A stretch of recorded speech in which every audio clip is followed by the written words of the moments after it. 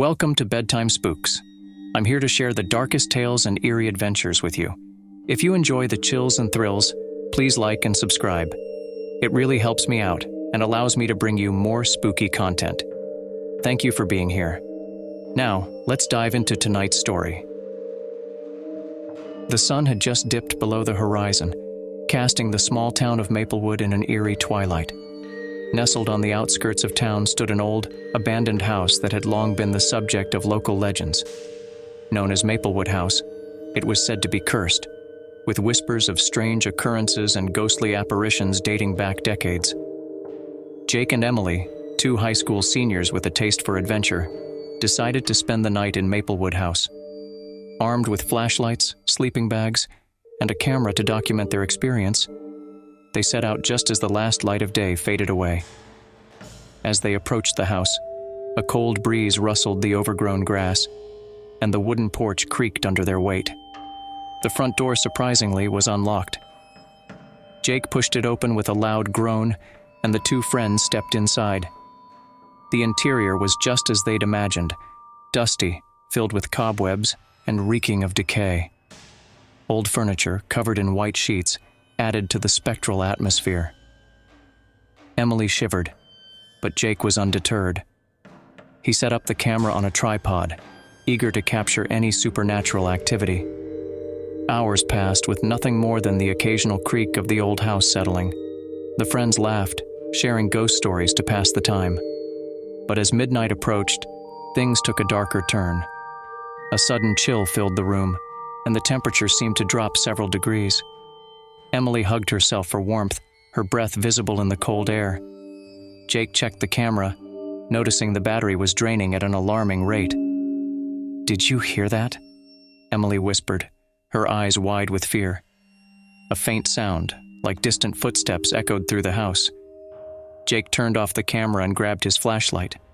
The beam cut through the darkness, revealing a long hallway leading to the back of the house. "Let's check it out," Jake said, trying to sound brave. They moved slowly down the hallway, their footsteps muffled by the thick layer of dust. The sound grew louder, more distinct. Footsteps, and they were getting closer. They reached a door at the end of the hall. It was slightly ajar, a faint light seeping through the crack. Jake pushed the door open, revealing a small, dimly lit room. In the center stood an old rocking chair, gently moving back and forth as if someone had just left it. On the floor beside it lay a small, antique music box. Emily picked it up, her fingers trembling. "Should we open it?" she asked. Jake nodded. Emily wound the key, and the music box began to play a haunting melody. As the tune filled the room, the temperature dropped even further, and the door slammed shut behind them. Panicked, Jake tried to open the door, but it wouldn't budge. The music from the box grew louder, more distorted, and the rocking chair started to move violently. Shadows danced along the walls, and a cold, malevolent presence filled the room. "Jake, what's happening?" Emily cried, tears streaming down her face. Before Jake could respond, the music box stopped abruptly. The room fell silent, save for the sound of their ragged breathing. Suddenly, a figure appeared in the corner, a tall, shadowy figure with glowing red eyes. Emily screamed as the figure moved towards them, its eyes burning with an intense, otherworldly light. Jake grabbed the camera, trying to document the apparition, but the screen went black. The figure reached out a skeletal hand, and the room plunged into darkness.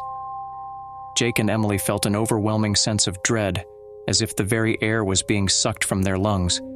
They clung to each other, waiting for the end. But just as suddenly as it had begun, the presence vanished. The door flew open, and the temperature returned to normal. Gasping for breath, Jake and Emily stumbled out of the room and fled the house, leaving their camera and gear behind. They never spoke of that night again, but the experience left them scarred.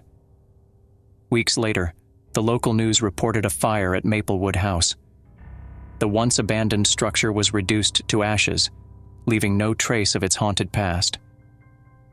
Jake and Emily tried to move on, but they were never the same. They often woke in the middle of the night, haunted by nightmares of the shadowy figure and its burning eyes. They had survived Maplewood House, but they could never escape its ghostly grip.